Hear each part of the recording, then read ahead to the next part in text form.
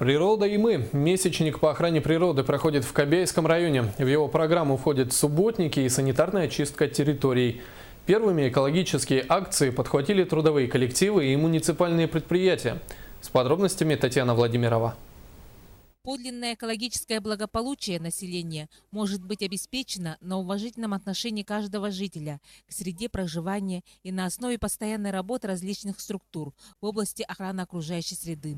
Принимая и понимая этот факт, Кобяйская улусная инспекция охраны природы совместно с трудовыми коллективами районного центра Сангар в этот день все вышли на большой субботник.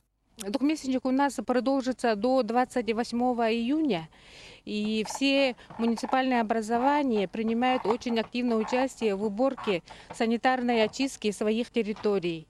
Каждым годом увеличивается количество участников субботника. Мусор, который собирают каждый год, это в основном груда металла и старые застройки некогда промышленного поселка.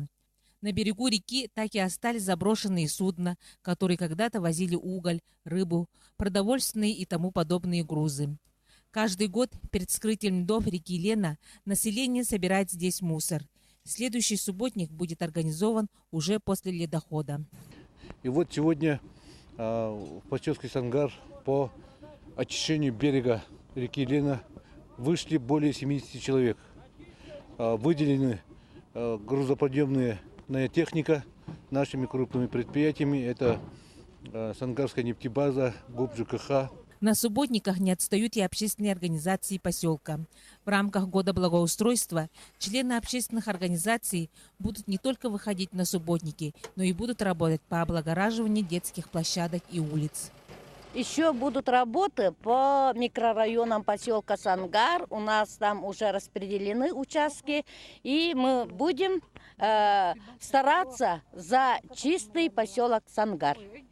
По плану в поселке Сангар каждую пятницу будут проводиться различные субботники. Татьяна Владимирова, НВК Саха, Кобяйский улус.